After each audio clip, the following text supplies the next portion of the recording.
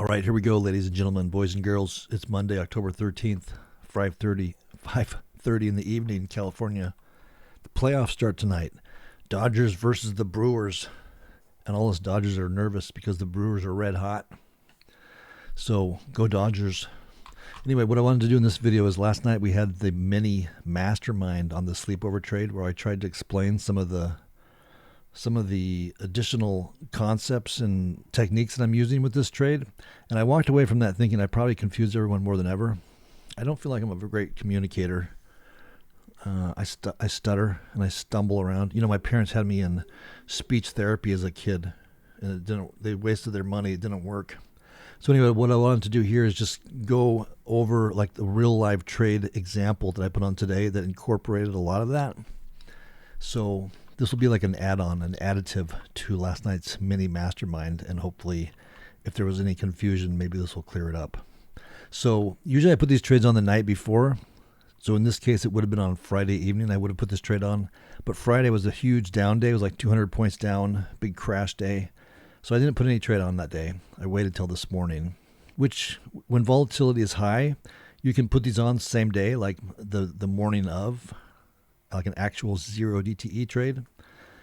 But when volatility levels are lower, it's probably better to try to put them on the night before and take advantage of the overnight decay that happens. In any case, I put this one on this morning, same day with zero DTE options. So I used the options that expired today, the 13th, and I got into this in the morning. And I'll include a trade log in this module below so you can see the actual times I got into each of these. But I started off with just the traditional standard old unbalanced condor, which is right here. And you can see I got it for 40 cents. I want to try to get these for 40 cents or less. That's ideal. And I want to try to get these at least 40 points wide. And because the volatility levels are so high right now because of that big crash on Friday, I was able to get a really wide one. So this one was 10, 20, 30, 40, 50, 60 points wide, which is not typical when the volatility is like below 20. But in this case, because the volatilities were so high, I was able to get a nice wide one for 40 cents. And at the time we were trading, we were about 70 points up, I think. So let me zoom in just a little bit. I'll try to figure out where the SPX gapped up like 70 points, I believe. Let me make sure of that. Let me make sure I'm not lying. So 6552, it gapped up to, so about 70 points. It gapped up 70 points. So we wound up today 100 points higher. So that means we gapped up to 1020, about right here. That's where we were when I put this trade on. So this is the first stage, just the unbalanced condor by itself. And then, as I explained last night, and as I explain in all the training modules, if you haven't gone through them all, there's a lot of videos I know, but I do go through all these steps and explain the entire build out process of these in those. So this is the short version. So here's the first trade I put on, the unbalanced condor. It's two spreads here, two put credit spreads there, one debit spread, one put debit spread there. I put this on as one trade. So that's that. Then I immediately put on the hedge. I was able to put this hedge on. I used the same long where these put credit spreads are. And I was able to get that on for 10 cents. I put two on, which is something I'm experimenting with now. I could have just put one on and it would have given me a trade like this, where I have the risk to the upside. The most I can lose is $50 all the way up. And then from here all the way down is $50. However, today I put two on, which is, again, it's a new thing I'm experimenting with. So in this case, you can see there's a lot of profit potential all the way down to zero. In the tent, we have $440 we can make. And here, $440 all the way down to zero. We pay a little bit more, though, on this side. So now the potential risk, what we can lose from here all the way up is $60. So that was step 2, the hedge. Then what I did was I put on a butterfly up here because we were moving up. The SPX gapped up and it was moving up. Oh, listen, you can hear my wife talking to the pool guy out there. I think she's flirting with him. I gotta watch that. That scoundrel. Look at her. Listen to her. I never heard her so happy. She's never cheerful like that. No, I'm just kidding. Okay, so we were moving up. We gapped up and we were moving up. So as I explained last night, I put a butterfly. I like to put a butterfly on higher up, and I like to try to do it at big round numbers because we have the potential to pin there at the end of the day, and it just kind of gives me a nice way to space them out. So I put a butterfly on at 6,700, which is right here, and I paid 15 cents for it. I put 2 on. So that's that. That's our position now. So at this point, you see we're risk-free from here all the way down. We have some profit potential in this tent. If we run through it, the pink line will bow up.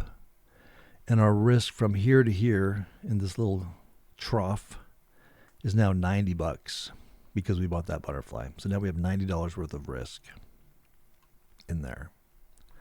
All right, so the next thing I did, as I tried to explain last night, was looks like I bought these spreads back. So I put an order in to buy these 2 credit spreads back. Well, I boxed it off rather than buy them back. I just boxed them off. It's the box spread. It's basically the same thing. It's flattening out the position. So I'll just refer to it as buying them back, or closing them out for full value. So you can see I waited till we got the full value of them, or almost $4.95. I can only get $5 more out of that, no more. That's the full value of the spread. So I put an order in as soon as we hit $4.95 to take that spread off. There's 2 of them there. That's the put credit spreads. And that was hit. So it gave us this position. So now this position, there's absolutely no risk to the downside. We have $400 available on this plateau here to make. And up here we have $1,400. Now in our trough now we have $100 worth of risk because it cost me $10 to take that off. So now we have $100 worth of risk in this trough here. We have our butterfly here. Will give us a little bump if we pass through it. So then the next thing I did was, I believe, so then we hit a point where we paused. And this is probably the most challenging part, or potentially the most challenging part. It's determining when we're going to hit like a resistance level. Or the expected move. When we hit the expected move, or we hit a GEX level, we hit some sort of resistance that'll cause the price to pause and either just pause and stick around and sit there for a minute, or bounce off it and come back down. And I don't remember exactly what it was. I think it was just like a resistance level we hit. And we definitely came to a kind of a halt, and we kind of faltered.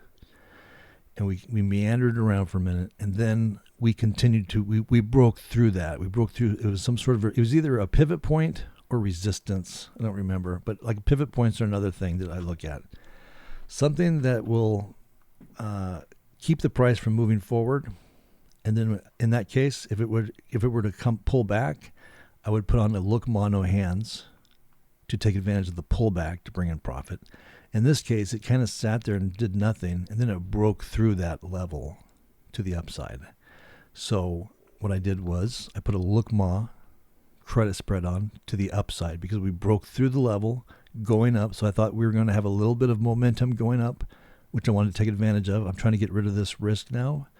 I'm trying to eliminate this risk as close as I can get to break even or slightly above zero. That's the goal at this point because the trade has moved against us. The trade has not gone into our big profit center down here. It's moving against us. So my goal at this point is to try to reduce the loss to the minimum I can, try to get to a break even or a slight profit. So I put that credit spread on.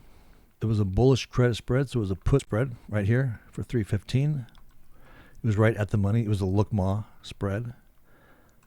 So I did that. At the time we were up in here. We had pulled back by the end of the day, which is that. At the time this was put on, we were trading right here. It was an at the money spread. So I put that spread on for 315, and I was correct. It did continue up. It had broken through resistance, and it went up a little bit. And then when it hit like a point where I had to actually leave the house. I could sit here and monitor it, but in this case, I had to run my daughter on an errand. I had to leave the house, and we had gotten some profit in it. So rather than just let it sit there and not be able to watch it because I was out of the house for like 30 minutes, I just closed the spread. I boxed it off right here at whatever profit I was at the time I had to leave the house. And that's that trade. And so that left me with $15 worth of risk. So that spread was profitable at the time. The risk was $100 before that was on. I put that spread on and it moved up through it. And I made, what is that? I made I made $85 on that spread. And I could have sat there and potentially milked it for more and gotten to a break even, but I had to leave the house. I had to take my daughter to her appointment. So I closed it. And it left me with a position with $15 worth of risk. That's the worst case scenario now. So $15 worth of risk in this trough here. We still have the butterfly, which if it ran through there, we could make money. And then on this plateau down here, we now have $485 worth of profit potential if it were to crash. And down here, we have $14.85. All right. So then the next thing I did was I started tomorrow's trade. And this is the part that I just feel like it's I'm not explaining it correctly, but I think it's probably the coolest part of this whole trade. And it may even be a strategy in its own. It's a way of starting tomorrow's trade, but being fully hedged. It's almost like a risk-free trade. I don't want to say that because there could be a little bit of risk depending on how the whole thing is structured. But let me show you what I'm talking about here. So because I have all of this profit potential up in here, that's pretty much useless now. This is going to waste because the market moved against us. The market's moving up. So all this beautiful profit is just worthless to me. What I'm doing is I'm using this profit here as a hedge for a put credit spread for tomorrow, the beginning leg of tomorrow's trade. So let me show you that. So again, if we were to back out of this trade all the way, let's look at how I initiated these trades. Let's look how I initiate these trades on a daily basis. It's this structure. It's this unbalanced condor. And the unbalanced condor is two put credit spreads right here and one debit spread here. So what I'm doing is I'm just legging into this thing for tomorrow. And I'm just putting this part on. I'm just putting the two put spreads on for tomorrow and not this piece yet. I'm waiting. And if I were to do that without that hedge there, it would be risky. I wouldn't want to do it because I don't like these spreads. I'll show you what it looks like. So here's one of them. Here's one put spread. And, we get a little bit of profit up here, $55 for $445 risk. I don't like that at all. I hate these trades. I've gotten burned on these early on in my quote-unquote trading career, and I really don't like these trades.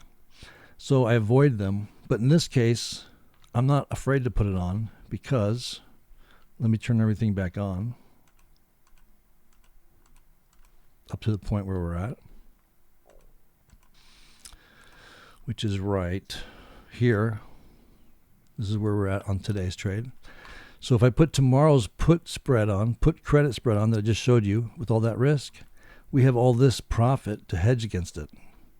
And this profit is going to waste, so why not use this profit mountain to hedge tomorrow's starting position, the put credit spread right here.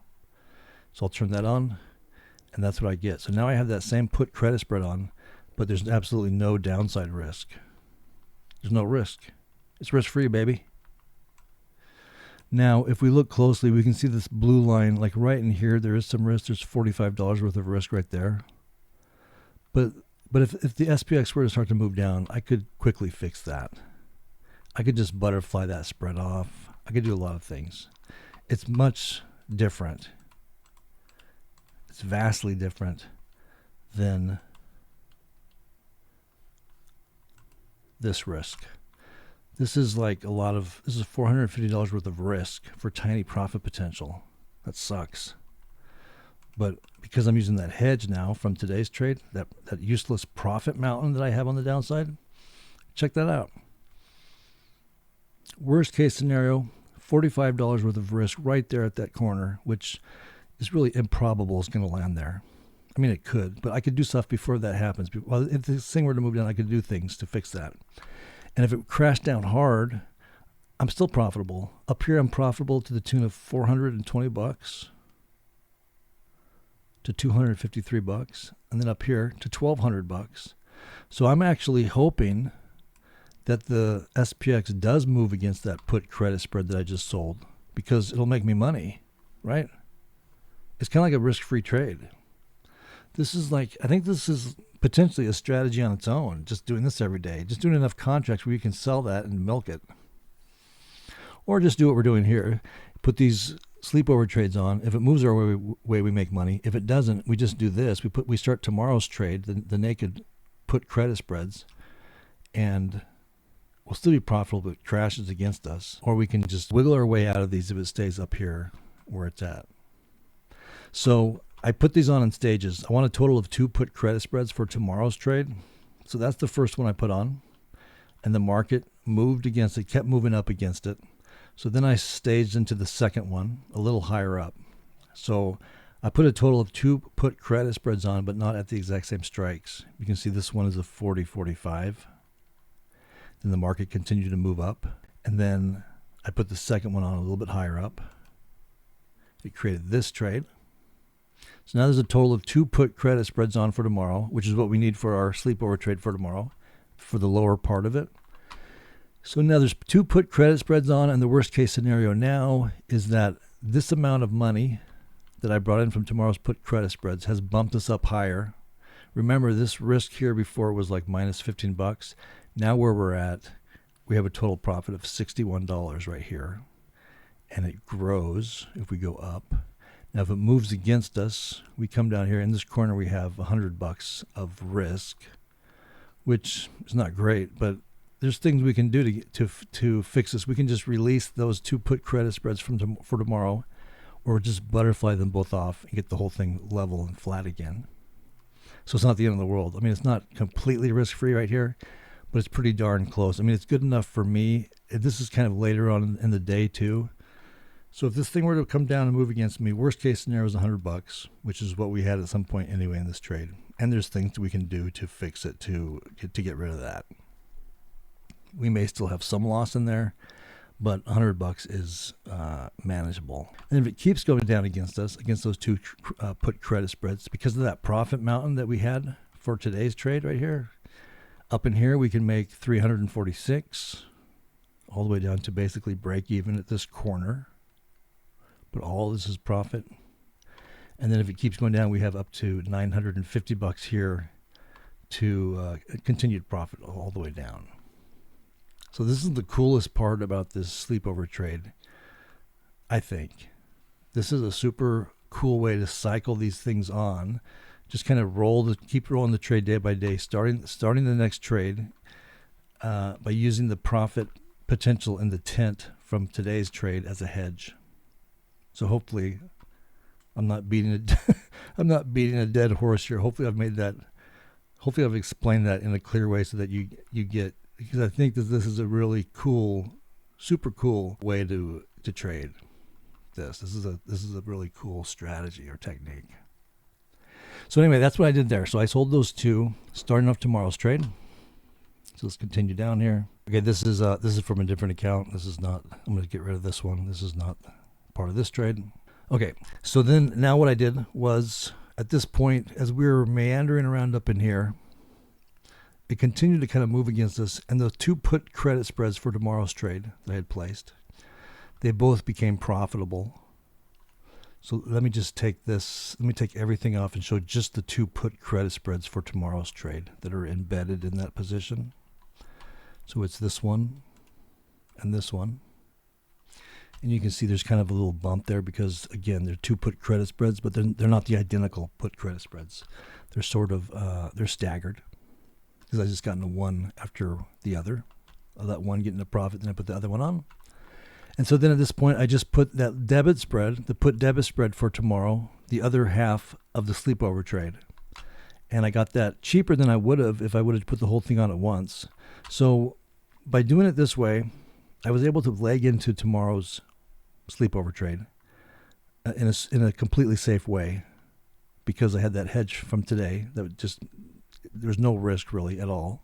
So I was able to put credit spreads on, leg into tomorrow's trade, let the SPX move against us and get these into profit. You can see these have a profit now of $72. And then I was able to place this put debit spread much further up than I would have if I would have tried to put the whole trade on at once, and much cheaper. So let's put that on. So there's the trade. That's tomorrow's sleepover trade. So if we just look at tomorrow's sleepover trade now by itself, you can see that we have a total of, there's no risk whatsoever from here all the way up. There's $5 worth of profit all the way up. We have a tent that is 10, 20, 30, 40, 55 points wide, which is great. And again, usually what I'm happy to get is a profit tent that's 40 points wide and that cost me $40. Here I have a profit tent that's 55 points wide and it's paying me $5. So that's ideal. That's better than ideal. That's perfect. So again, now we're looking at just tomorrow's trade by itself, but let's embed them back together now. So let's turn on today's trade. So at this point, we have tomorrow's sleepover trade embedded into today's trade. And it looks like this. Okay. So let's come down here and see how this thing ended.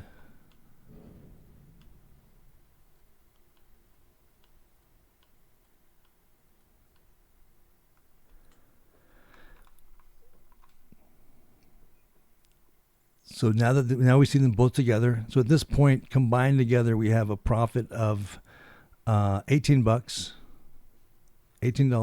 on the overall trade. If we move down from this point, we make money. All the way up to here, we can make up to $77 right there. If it keeps coming down, we have a profit potential of $566, $370-ish here, all profit. Up here, 1,300, and then it fades off, but it's still profitable all the way down. Now, if it continued to move up, we are losing value. Right here at this corner of the butterfly, we're down $1, it shows. Look at the blue number here. We're down $1. Then we have the profit. Then we have the butterfly tent there. And so in reality, during the day, if this would have moved down, this pink line would have come up through here. It would have raised. You can kind of see it raising there, but it's a little funky looking because the market's closed. But this would have bowed up through this higher and higher as the day got closer to the end of the day until it hit the top of that. And then it keeps, slowly slanting, fading off into potential loss all the way down. Like here, it's a loss of $10, which is nothing. Okay. So let's set that there. Let's take a snapshot of that. And then at the very end of the day, what I wanted to do was I want to finish setting up tomorrow's trade. So if everything from this point forward is tomorrow's setup. So what I'm going to do is I'm going to turn everything off. I'm going to turn off today's trade, basically. I'm considering today's trade done. And I'm going to call today's trade a nothing trade, which we're going to have. But we didn't lose a significant amount of money. That's the main thing. Now let's look at tomorrow's trade. So I'm going to turn on all of the October 14 trades, which are tomorrow. And we've already built part of this out. This is there it is. That's tomorrow's basic unbalanced condor trade with $5 worth of profit from here all the way up. Then I put my hedge on that I always do down here. So I bought 2 hedges for 15 cents like that. And again, I'm doing the same thing. I could have only done one. If I only did one, I would have a risk of minus $10. So a risk of $10 from here all the way up, $10 risk from here all the way down, a profit potential of $490 in the tent. $10 is nothing. That's beautiful. It's beautiful. But I did 2 of them because that's a new thing I'm looking at doing now. Doubling up on this. The hedge is like a test experimental thing I'm doing. So now with 2 of them, I have a total risk of $25 from here all the way up. That's worst case scenario, $25. And then what I did was